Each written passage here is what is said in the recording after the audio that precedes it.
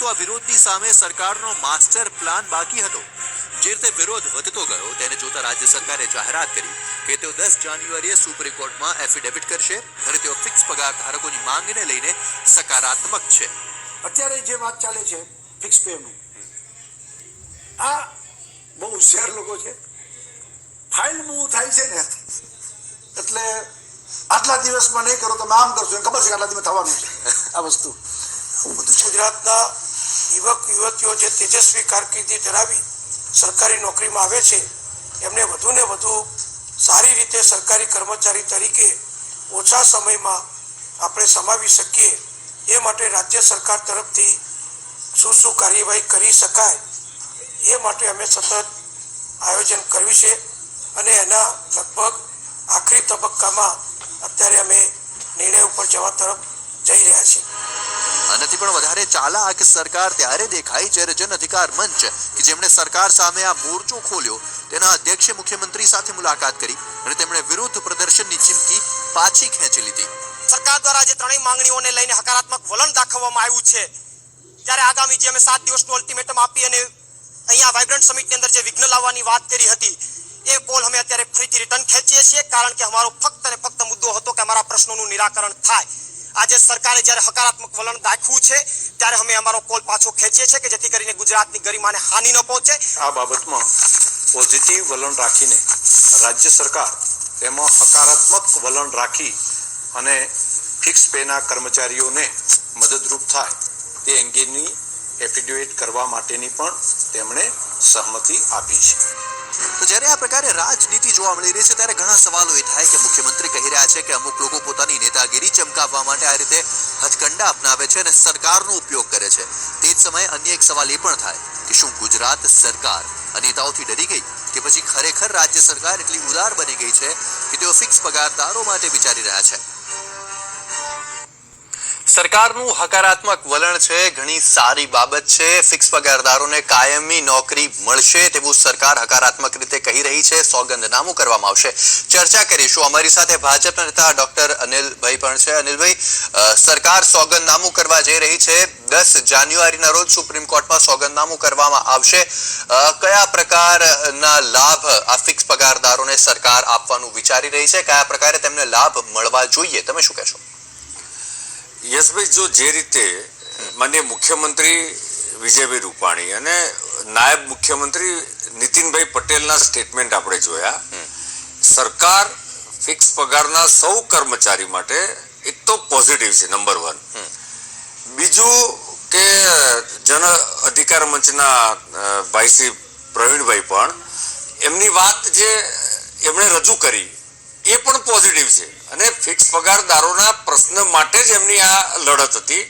ઘણા સમયથી આ બધા વિષયો ચાલી રહ્યા છે અને માનનીય મુખ્યમંત્રી અને ઉપમુખ્યમંત્રીશ્રીએ કહ્યું છે, જે રીતે આદરણીય શંકરભાઈનું પણ આવ્યું સ્ટેટમેન્ટ, એ રીતે હકારાત્મક રસ્તે સરકાર આગળ વધી રહી છે અને એ જ રીતે હકારાત્મક રીતે જન અધિકાર મંચના સૌ નેતાઓએ અને એની સાથે જોડાયેલા સૌ કર્મચારીઓએ પોતાનું વલણ પોઝિટિવ બતાવ્યું છે।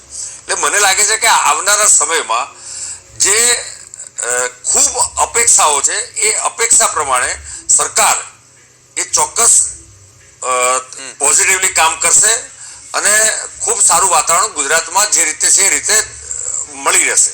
પ્રવીણભાઈ, તમારી શું આશાઓ અપેક્ષાઓ છે સરકાર પાસેથી?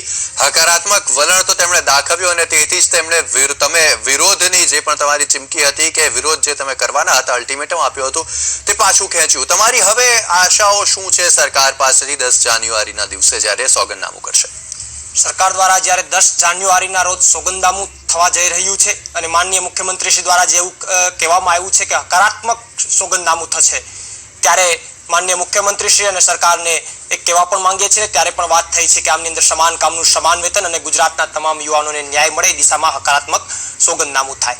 માનો કે 10મી તારીખે સોગંદનામું થાય છે અને આ સોગંદનામું જે છે એ ગુજરાતના યુવાનોને સંતોષ આપનાર સોગંદનામું હોતું નથી અને એમની અંદર જે વાત થઈ છે એમનાથી વિરુદ્ધનું સોગંદનામું હોય છે તો અમારી લડત જે છે એ ચાલુ જ રહેશે. અમારી લડતનો ધ્યેય છે કે ગુજરાતના યુવાનોને ન્યાય મળે, ગુજરાતના યુવાનોને સમાન કામનું સમાન વેતન મળે. ત્યારે આ દિશાની અંદર અમારા યુવાનોને જે ન્યાય મળે દિશાની અંદર આજે સરકારે હકારાત્મક વલણ અપનાવ્યું છે. ત્યારે 10 તારીખ સુધી અમે રાહ જોઈ રહ્યા છે. 10મી તારીખે સરકાર તરફથી જે એફિડેવિટ થવાનું છે ત્યારે એફિડેવિટની અંદર સરકાર શું રજૂ કરે છે એ સમય જ બતાવશે. વરુણભાઈ, તમે શું કહેશો? હકારાત્મક વલણ સરકાર તો પાટીદાર મુદ્દે પણ તેમણે દાખવ્યું હતું, પણ તમારી માંગ તો હજી સુધી સંતોષાઈ નથી. સરકાર હંમેશા કહી રહી છે કે તેઓ પાટીદાર સમાજની સાથે છે, પણ હજી સુધી તમારી માંગ તો નથી સંતોષાઈ. આ મામલામાં તમે શું કહેશો? સરકાર પોઝિટિવ છે.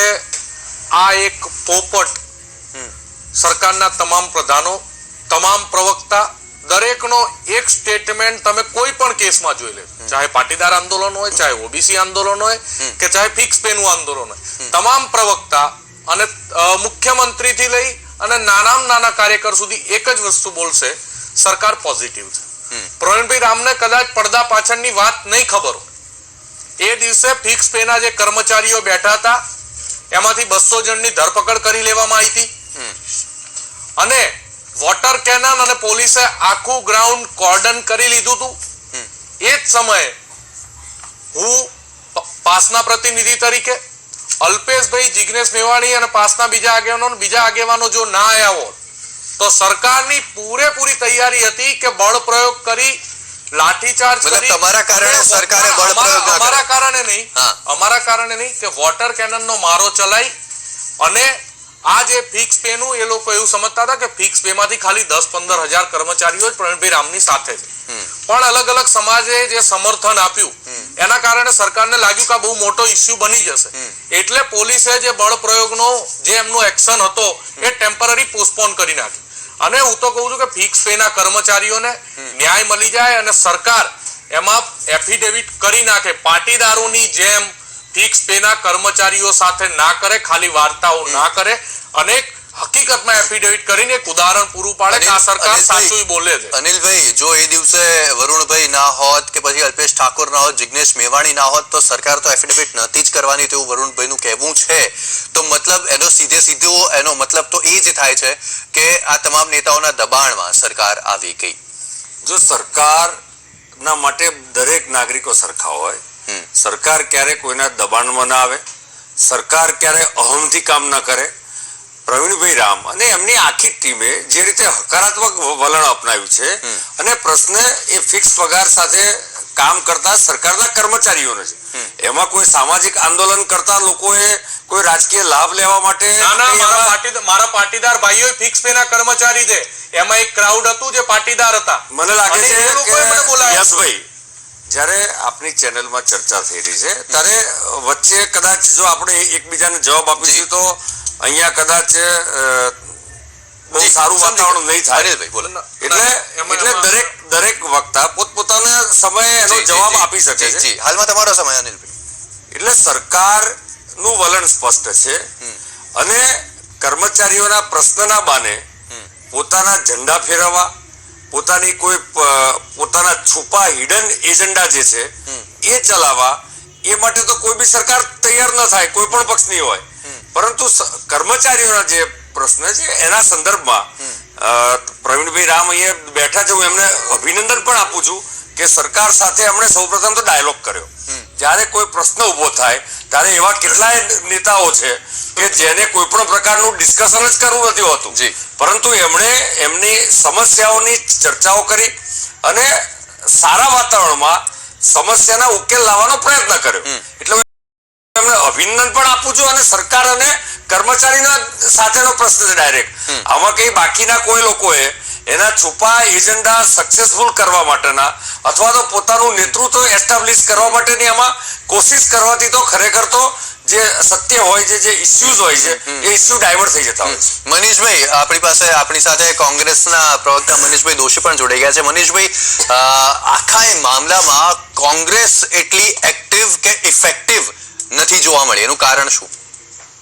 તમારા માધ્યમથી એટલા માટે ધ્યાનપૂર્વક કહું છું, ફિક્સ પગારના મુદ્દાના મામલે સમગ્ર રાજ્યમાં વારંવાર વિધાનસભા હોય કે વિધાનસભા અમારા સન્માનીય નેતા માનનીય શક્તિસિંહજી ગોહિલે સતત આ મુદ્દાને વિધાનસભામાં પણ એ બાબતે લીધો હતો અને કોંગ્રેસ પક્ષે આ અંગે 2 દિવસના ધરણા અને વારંવાર પ્રવીણભાઈ અને એની ટીમને જે લડતા હતા જુદી જુદી જગ્યાએ અને સમગ્ર રાજ્યમાં. પણ મારે અનિલભાઈને એક વાત કહેવી છે કે ધારો કે વરુણભાઈને એ લોકો આવ્યા, વરુણભાઈ નો આવ્યા, ધારો કે જિજ્ઞેશભાઈ નો આવ્યા ને ધારો કે અલ્પેશભાઈ નો આવ્યા, પ્રવીણભાઈ લડત લડતા હતી કેટલા વખતથી લડતા હતા?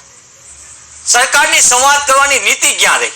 સરકારે સુપ્રીમ કોર્ટમાં કેટલો વિલંબ કર્યો, કેટલી મુદત પડી? હું પ્રવીણભાઈના બધા આવેદન પત્રથી માનીને એક વસ્તુમાં એમને એટલા માટે જાણું છું કે તેઓ વિદ્યાર્થી કાળથી જુદી જુદી બાબતમાં, વરુણભાઈની બી બાબતને એટલા માટે કેવી પડે કે વરુણભાઈએ જે વાત કીધી એટલા માટે સરકાર 2 જ નીતિ જાણે છે, દમનની નીતિ. પણ સરકારને લાગ્યું કે દમનથી કોઈ વસ્તુ નાથી નથી શકાતી, એમને 2-3 પ્રયોગો કરી જોઈએ, એમાં એ નિષ્ફળ રહી શકે. સરકારનો અહમ હતો, સરકાર એમ કે અહંકાર નો રાખે. સરકારે આમાં સામેથી ઇનિશિયેટિવ નથી લીધું.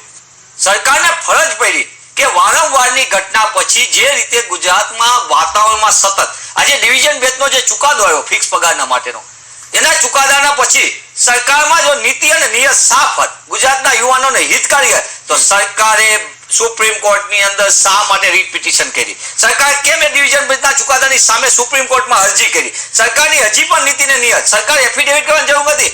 સરકારે અત્યારે હું પ્રવીણભાઈને પણ એબીપીના માધ્યમથી કહેવા માંગુ છું અને ફિક્સ પગાર ધારકોને કહેવા માંગુ છું કે તમારે ખરેખર સરકારની વાતમાં આ કોઈ રાજકીય નહીં, ગુજરાતના યુવાનોનો પ્રશ્ન છે. ગુજરાતના એ શિક્ષિત યુવાનો જેને મોંઘું શિક્ષણ મેળવ્યું છે એનો આ પ્રશ્ન છે. ત્યારે તેમનું શોષણ અટકે અને એમને ન્યાય મળે એના માટે સરકારની નીતિને નિયત સાફ હોય તો સરકાર 10મી પહેલા કેસ વિડ્રો કરવો જોઈએ.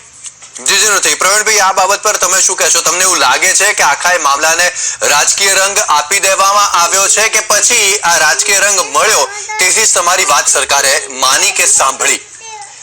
આ જે સમગ્ર લડત છે એ ગુજરાતના તમામ સમાજના યુવાનોની લડત છે. ત્યારે આમની અંદર તમામ સંગઠનો, તમામ પક્ષો જે સમર્થન આપી રહ્યા છે તમામને અભિનંદન આપું છું અને તમામને આવકારું પણ છું. પણ જ્યારે આ મામલો છેલ્લા 2006 થી લઈને ફિક્સનો મુદ્દો જે છે અટવાયો છે, મનીષભાઈ દોશી દ્વારા પણ જે કહેવામાં આવ્યું, માનનીય મનીષભાઈ દોશી દ્વારા પણ જે કહેવામાં આવ્યું છે કે 2011 થી 2012માં સુપ્રીમમાં ગયો અને સુપ્રીમમાં રિપિટિશન થઈ, ત્યારથી આ મામલો ગૂંચવાયો છે. ત્યારથી છેલ્લા 2 વર્ષથી અમે રસ્તા પરની લડાઈ જુદા જુદા જિલ્લાઓમાં જઈ અને લડી રહ્યા છે. ત્યારે આ મામલાની અંદર અત્યારે ખૂબ મોટી કક્ષાએ એક આંદોલન જઈ રહ્યું છે ને એમાં સરકાર અત્યારે હકારાત્મકની વાત કરી રહી છે. અમે એ પણ મોટી કક્ષાએ મતલબ બધા પક્ષો તમારી સાથે જોડાયા છે, એ રીતે તમે મોટી કક્ષાએ તમામ સંગઠનો જે છે, તમામ સામાજિક સંગઠનો છે, તમામ અમારી સાથે જોડાયા છે. અને આમની અંદર જ્યારે સરકાર એમની અંદર કરવા માંગે છે તો સુપ્રીમમાંથી કેસ વિથડ્રો કરી લેવો જોઈએ, એ અમારી પણ વાત છે. પરંતુ જ્યારે અમારી કોર કમિટીની બેઠકની અંદર એ નિર્ણય લેવામાં આવ્યો કે 10મી તારીખ સુધી સરકારે વાત મૂકી છે કે 10મી તારીખે અમે પોઝિટિવ એફિડેવિટ કરીએ છીએ, તો કોર કમિટીના એક નિર્ણય બાદ એક એવો નિર્ણય લેવામાં આવ્યો કે 10મી તારીખ સુધી રાહ જોવામાં આવે. જો એફિડેવિટ થાય છે અને નેગેટિવ એફિડેવિટ છે તો આ લડત છે એ વધારે ઉગ્ર બનશે. રાજકીય લડત પણ અમારી શરૂ છે કે જે સંકલ્પ પત્રો ભરાવાના શરૂ છે. ત્યારે સરકાર પણ 10મી તારીખ સુધી તમે રાહ જોઈ રહ્યા. વરુણભાઈ, તમે શું કહેવા માંગો છો? પેલા અનિલભાઈ જે કહે છે કે સરકારે કોઈ પ્રેશરથી કામ નથી કર્યું, અહમથી કામ નથી કર્યું.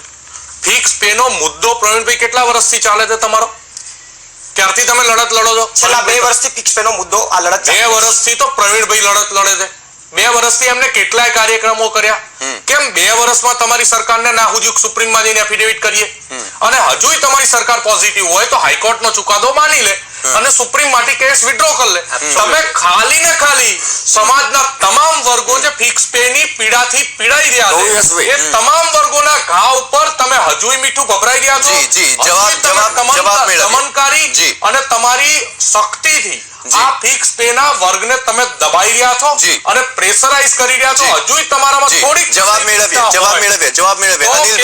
અનિલભાઈ, કેસ વિથડ્રો કેમ અને આટલા ટાઈમ પછી કેમ સરકારનું હકારાત્મક વલણ અને 10 તારીખ જ કેમ ટાઈમ આપવામાં? મને એવું લાગે છે કે જે રીતે વરુણભાઈ રજૂઆત કરે છે એ પ્રમાણે તો એ એવું સાબિત કરવાની કોશિશ કરે છે કે પ્રવીણભાઈ રામ અને એમની ટીમ દ્વારા જે કઈ કાર્યક્રમો થયા એમના પ્રશ્નની રજૂઆત માટે, એ કાર્યક્રમોના બદલે જે સામાજિક આંદોલન એ પોતે કરી રહ્યા છે એની તાકાતથી જ એમનો ફાયદો થયો છે. પ્રવીણભાઈ રામ ભાઈ મને કહેવા તો નહીં. ક્રેડિટ પહેલા તો તમે તમારા આંદોલનના નેતા પ્રવીણભાઈ રામ છે, તમારા સમય વખતે બોલજો. સમર્થનમાં છે. પણ અનિલભાઈ, તમારા સમય વખતે તમે તમારો ટર્ન આવશે. જી અનિલભાઈ, હું પૂછી શકું? પ્રવીણભાઈ રામે અને એમની આખી ટીમે જે એમના જુદા જુદા પ્રશ્નોની સતત સરકાર સાથે રજૂઆત કરી. હા.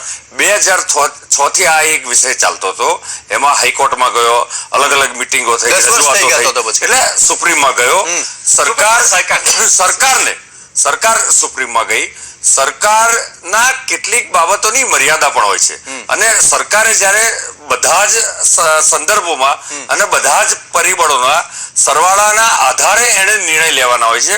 એટલે સરકારે હકારાત્મક રીતે જ્યારે કહ્યું છે, ઇવન 10 તારીખે એમણે એફિડેવિટ કરવાની સરકારે કહી છે અને પ્રવીણભાઈ રામ અને એમની આખા બધી ટીમને ચર્ચાઓ થઈ છે. તો late us wait for the positive result. આપણે એને રાજકીય રૂપ આપવાના બદલે કોઈ ચોક્કસ લોકોએ પોતે આમાં જોડાયા એટલે પ્રવીણભાઈ સફળ થયા. અનિલભાઈ, એક સવાલ એ પૂછવા માંગુ છું.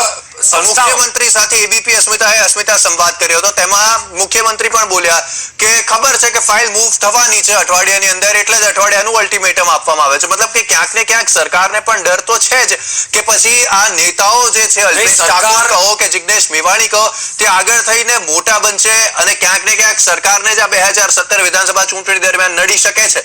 સરકારને યશભાઈ કોઈ ડર નથી. સરકાર પ્રવીણભાઈ રામ ને એમની ટીમ સાથે સીધો ડાયલોગ કરે છે અને જે કર્મચારી છે એનો જ પ્રશ્ન છે. એ લોકો સરકાર સાથે ડાયલોગ કરી રહ્યા છે. એ લોકો પોઝિટિવ રીતે કરી રહ્યા છે. બાકી બધા જુદા જુદા પ્રકારના હેતુવાળા લોકો એમાં ક્રેડિટ લેવાની જરૂર નથી. સરકાર અન્ય લોકો ન જોડાયા હોત તો પણ સરકાર એમની સાથે ડિસ્કસ કરી જ રહી છે. ખાલી પ્રવીણભાઈ જ છે કે જે પોઝિટિવલી તમારી સાથે ડાયલોગ કરી રહ્યા છે. ખાલી પ્રવીણભાઈ છે જે તમારી સાથે પોઝિટિવલી ડાયલોગ કરી રહ્યા છે. ટીમ જે સરકારી કર્મચારીઓ છે, તો 2 વર્ષ થઈ ગયા એ વાતને.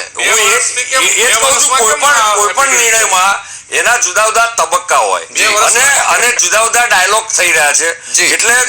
તમારો જવાબ સમજી ગયો. એટલે સરકારે સ્પષ્ટ કીધું છે કે બાકીના આંદોલન કરતા ક્રેડિટ લેવાની જરૂર નથી. એમની ટીમ અને કર્મચારીઓ જે સાચા અર્થમાં સરકારના કર્મયોગી પણ છે, એ સરકાર સાથે ચર્ચા કરી રહ્યા છે અને સારો નિર્ણય આવશે. ઠીક છે મનીષભાઈ, મને એમ લાગે છે અનિલભાઈને મારે એક વાત એટલા માટે એબીપી થી કહેવી પડશે કે સરકારે એક એફિડેવિટ એવી કરી, સરકારે પોતે મુદ્દો રજૂ કર્યો. સરકારના 2 સ્ટેન્ડ જોવા જેવા કે એટલું બધું સરકાર ઉપર આર્થિક ભારણ આવેલું છે 5000 કરોડ, જેમાં સુપ્રીમ કોર્ટે પણ કીધું કે તમે દેવાદાર થઈ જાવ ને એના આદેશ કરી ત્યારે અમારે વાત કરવાની છે. સુપ્રીમ કોર્ટની અંદર સરકારને લપડાક પડી બરાબરની. સુપ્રીમ કોર્ટના નામદાર ન્યાયમૂર્તિઓ જ્યારે ફિક્સ પગારના ધારકોનો લાંબા વિલંબ પછી જ્યારે બોર્ડ ઉપર કેસ આવ્યો ત્યારે 3 મુદતની અંદર ઓરલ ડિસ્કશનમાં સ્પષ્ટપણે કીધું કે સરકાર શું કરવા માંગે એની નીતિ સ્પષ્ટ કરે. 2 વખત પછી છેલ્લે મુદતો પાડીને 2 મહિનાની મુદતો સુપ્રીમ કોર્ટની. આ એક બાજુ ફિક્સ પગાર ધારકો એ લિમિટેડ આર્થિક સંસાધનો ધરાવતા માણસો છે. પ્રવીણ એક સામાન્ય ઘરમાંથી આવતો અને એવી રીતે છે. વરુણ પણ મિડલ ક્લાસના મધ્યમ વર્ગના લોકો અને એનો પગાર પણ મર્યાદિત છે. લાંબી લડત લડે સરકારને માટે તો શું છે, એક મુદત પાડવી હેલી છે પણ સામે બધા મોટી. પણ સરકારની જે નીતિ હતી એ કેવી નીતિ? ટાટાને 33000 કરોડ આપી શકાય પણ ગુજરાતના યુવાનો માટે 5000 કરોડ ને 11 વર્ષથી મામલતદાર ગુજરાતમાં ડોક્ટરો આયુર્વેદના 11 વર્ષથી ફિક્સ પગારના નામે ચાલે છે. તમે જુઓ, શિક્ષણ અને આરોગ્ય 2 વિભાગ એવા છે અને ત્રીજો છે લો એન્ડ ઓર્ડર.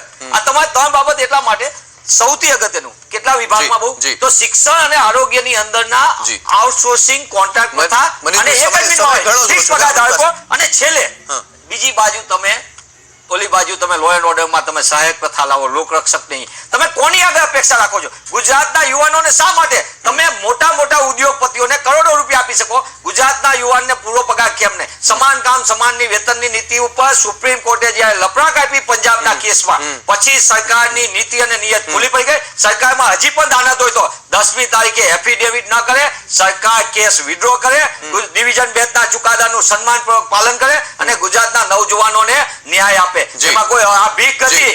સુપ્રીમ કોર્ટે પણ કીધું છે અને ગુજરાતના યુવાનનો હકનો અધિકાર છે. ત્યારે વિજયભાઈ રૂપાણીનું વલણ એમ કીધું ફિક્સ પગાર ધારકોને પેટમાં શું દુખે છે ભાઈ? ફિક્સ પગાર ધારકોના હકની માંગણી છે અને તેમને તેમનો હક મળવો જોઈએ તેવો મત છે મનીષભાઈનો. વરુણભાઈ, આપની એ સવાલ પૂછવા માંગીશ. તમે ક્યારના કહી રહ્યા છો કે 2 વર્ષથી પ્રવીણભાઈ આ લડત ચલાવી રહ્યા છે, તો પાટીદાર અનામત આંદોલન સમિતિ અત્યારે જ કેમ ઉતરી મેદાનમાં? શું તેના પાછળનું કારણ? શું 17મી હાર્દિક પટેલ આવી રહ્યો છે એટલે? કારણ કે 1 વર્ષ કરતા ઉપરથી તો તમારું પણ આંદોલન ચાલી રહ્યું છે. છેક અત્યારે જ તમે પણ કેમ આવ્યા? તમને પણ એ સવાલ થાય. અમને જ્યારે જરૂર લાગી કે હવે આવું- ક્યારે જરૂર લાગી? વાઇબ્રન્ટ આવી રહ્યું છે, 2017 વિધાનસભા ચૂંટણી આવી રહી છે, હાર્દિક પટેલ આવી રહ્યો છે. ના, એમની ફિક્સ પે ની લડાઈમાં એમના સ્ટેજ ઉપરથી ડિક્લેર કરવાનો માણસ શું હતો કે જો ફિક્સ પે નો નિવેડો નહીં આવે તો તમારો વાઇબ્રન્ટ નો તાઇફો અમે નહીં થવા દઈએ. એમાં હું ખુલ્લેઆમ હું સ્વીકારું છું કે મેં જ વિરોધ કર્યો હતો કે વાઇબ્રન્ટ નો તમારો આ તાઇફો નહીં થવા દઈએ. પ્રવીણભાઈ રામે ડિક્લેર કર્યું કે તમારો વાઇબ્રન્ટ નો સવાલ તાઇફો એ છે નહીં કે થવા દઈએ. અત્યારે જ કે આપણો જે આ વાઇબ્રન્ટ નો તમે કેવી તાઇફો રીતે નક્કી છે, કરી શકો કે અમે આ જ યોગ્ય સમય છે? વાઇબ્રન્ટ આજે કયા આધારે યોગ્ય સમય નક્કી થાય જરા જાણવા માંગીએ. યોગ્ય સમય એટલા માટે છે કે અમે જે 2 વર્ષથી લડી રહ્યા છીએ અને અમને જ્યારે ખબર પડી કે આ ક્રાઉડ ઉપર સરકાર જેમ પાટીદાર આંદોલનમાં જેમ પોલીસ ભૂખ્યા વરુની જેમ છોડી મૂકી હતી એમ આ ક્રાઉડ ઉપર છોડી મૂકવામાં આવશે. આ સરકારી કર્મચારીઓ ઉપર કેટલાય પોલીસ કેસ કરવામાં આવશે અને આમનું આંદોલન કચડી નાખવાનો એટલે ફરી પ્રયત્ન કરવામાં આવશે. તમે એ જ કહેવા ત્યારે માંગો છો કે હું તમે તમને ના કહું છું. હોત તો દમન થઈ જતું જીએમડીસી ની જેમ. 100% દમન થતું, એમાં કોઈ જ શંકાને સ્થાન નથી. સમાજના તમામ વર્ગો આ ફિક્સ પે ની લડાઈમાં પ્રવીણભાઈ રામની આગેવાનીમાં જોડાયા. એ જોડાયા એના કારણે પ્રવીણભાઈ રામ એની ટીમની તાકાત વધી અને સરકારને લાગ્યું કે હવે અમે દમન નહીં કરી શકીએ, અમારી લાઠી અને ગોળી આ ક્રાઉડ ઉપર નહીં ચલાવી શકીએ. જીએમડીસી ગ્રાઉન્ડ કરતા વધારે લોકો હતા. જીએમડીસી ગ્રાઉન્ડ કરતા જીએમડીસીમાં સરકારે એમની અંદરની મુખ્યમંત્રી બદલવાની લડાઈમાં દમન કર્યું હતું. જી પ્રવીણભાઈ, વરુણભાઈની જો વાત માનીએ તો અગર એ લોકો ના હોત તો તમે અત્યારે જેલમાં હોત. તમામ ગુજરાતના તમામ જે સંગઠનોએ વરુણભાઈએ તેમજ તમામે જે સમર્થન આપ્યું છે અને ત્યાં જોડાયા છે, એક મોટી વાત છે. અમારી તાકાતમાં પણ ક્યાંક ને ક્યાંક તમે જે લડત ચલાવી રહ્યા છો તેનો ગેરફાયદો નથી ઉઠાવી રહ્યા? તમને એવું નથી લાગતું? ના, એ બાબતની અંદર હું કહેવા માંગુ છું કે આમની અંદર ફાયદા ગેરફાયદાની કોઈ વાત નથી. યુવાનોને ન્યાય અપાવવાની વાત છે ને યુવાનોને ન્યાય અપાવવાની વાત કોઈ પણ વ્યક્તિ, કોઈ પણ આ ગુજરાતનો કોઈ પણ નાગરિક એમની અંદર પોતે વાત રજૂ કરી શકે છે. એમને અધિકાર છે. અમે 2 વર્ષથી લડી રહ્યા છે. એમને જ્યારે તમામને લાગે છે કે આમની અંદર ક્યાંક એવું લાગી રહ્યું છે કે ક્યાંક સપોર્ટની જરૂરિયાત છે, ત્યારે જે સંગઠનોએ સમર્થન આપ્યું છે તમામને આવકારી. સમર્થન માંગવામાં આવ્યું હતું કે સામેથી મળ્યું? સમર્થનની અંદર 140 જેટલા સંગઠનોએ જે છે એમની પોતાની રીતે જ એમને સમર્થન આપ્યું છે. આ મુદ્દો જ્યારે એમને યોગ્ય લાગ્યો છે કે આમની અંદર યુવાનોને ન્યાય મળવું જોઈએ, ત્યારે તમામે પોતાની રીતે પોતાની સામેથી જ સમર્થન આપ્યું છે. જી જરૂરથી. અનિલભાઈ, તો હવે તો આ ત્રીજો મોટો મુદ્દો ગુજરાત સરકાર સામે ઉભો થઈ રહ્યો છે. પાટીદાર, ત્યારબાદ જે પ્રકારે દમન કરવામાં આવ્યું અને હવે આ ત્રીજો મુદ્દો છે જે ગુજરાત સરકાર સામે ઉભો થઈ રહ્યો છે. 10 જાન્યુઆરી એ દિવસ છે કે દિવસ પર તમામ નજર ટાંપીને બેઠા છે. હું તમારી પાસે એ ફોડ પાડવા માંગીશ કે આખરે સરકાર કેવી રીતે લાભદાયી નીવડશે આ ફિક્સ પગારદારો માટે. એક અનિલભાઈ બોલે પહેલા એક વાત કરી દઉં. કાલે 10મી નું ટ્રેલર કાલે 6ઠીએ જોવા મળી જશે. સમાજના તમામ વર્ગો યુવાનો ભેગા થઈ અને બેરોજગાર યાત્રા કાઢી રહ્યા છે અને આ બેકારોની તાકાત કાલ તમે જોઈ લેજો અને પછી એ વાઇબ્રન્ટના તાઇફા વિશે વિચારજો. જી અનિલભાઈ, સૌપ્રથમ તો દમનના નામે કેટલાક નેતાઓ અને કેટલાક સંગઠનો પોતાની ખીચડી પકવવાની કેટલા કોશિશ કરે. પાટીદારોને તમે ભાઈ મારી સાંભળો નાખ્યા? ના, તમે સાંભળો ખોટી હવે. વાત ના કરશો. જવાબ તમારે અત્યારે અનિલભાઈ સાંભળી રહ્યા. રામ ને એમની ટીમના કર્મચારીઓ જે આંદોલનકારી હતા અને જે બેઠા ત્યારે આ સ્થિતિ હતી, આવું થશે તેવું થશે કરીને એક પ્રકારનું હેવોક વાળું વાતાવરણ ઊભું કરીને પોતે જ એમાં જોડાયા, એટલે એ ટીમને સફળતા મળી એ પ્રકારનું વાતાવરણ ઊભું કરીને જેમ આદરણીય મુખ્યમંત્રીએ કીધું કે ફાઇલની મુવમેન્ટ બાબતમાં જાણ અનિલભાઈ જસ લેવાની કોશિશ કરે છે. એ બધી બાબત સરકાર એના ફિક્સ કર્મચારી સરકારના કર્મચારી છે. જે લોકો સરકારના કર્મચારી નથી એને આની ચિંતા કર્યા વિના ડાયરેક્ટ એમને સરકારને એમની વચ્ચેના ડાયલોગ પર છોડી દેવાની જરૂર છે.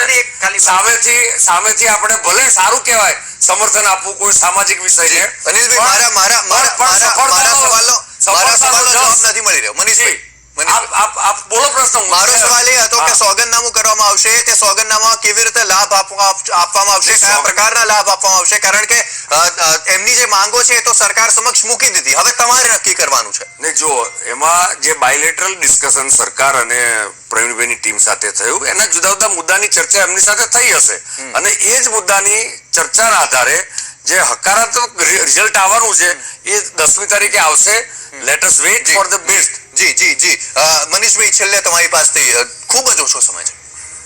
આ સમય યોગ્ય એટલા માટે કે વાઇબ્રન્ટ મોટા મૂડી રોકાણ ને મોટા મોટા રોજગારી દાવા થાય એટલે આ સમય યોગ્ય એટલા માટે છે જે તમે પૂછતા હતા કે વરુણભાઈને કે કેમ આ સમય યોગ્ય છે એનો. બીજી વાત, ગુજરાતમાં 8.46 લાખ જેટલા બેરોજગાર યુવાનો નોંધાયેલા છે અને ન નોંધાયેલા 35 લાખ જેટલા યુવાનો છે. સરકારની જાહેરાતના કાગળિયા એક જ મિનિટ તમને મેં વચ્ચે નથી બોલ્યો અનિલભાઈ.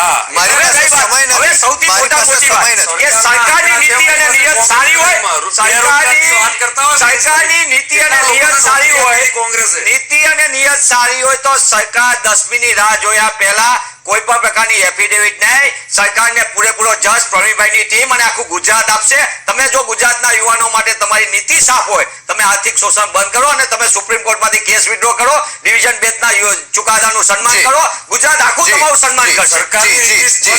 શોષણની નીતિ છે, ભ્રષ્ટાચારની નીતિ છે, ગુજરાતના યુવાનોને અન્યાયની છે. સરકાર પોઝિટિવ બધા છે, સરકાર નેગેટિવ છે, સરકાર કર્મયોગી નહીં, સરકાર એ ભ્રષ્ટાચારી છે. આપ તમામ મહાનુભાવો અમારી સાથે ચર્ચામાં જોડાયા તે બદલ આપનો ખૂબ ખૂબ આભાર. સમયનો અભાવ છે, ચર્ચા અહીં જ અટકાવવી પડશે. ચર્ચા અહીં જ અટકાવવી પડશે અને છેલ્લે એક જ સવાલ થાય છે કે 10 જાન્યુઆરીની રાહ જોઈને તમામ લોકો બેઠા છે. 10 જાન્યુઆરીએ સરકાર શું સોગંદનામું કરે છે તેના પર સૌની અને એબીપી અસ્મિતાની પર છે નજર. આપ જોતા રહો એબીપી અસ્મિતા.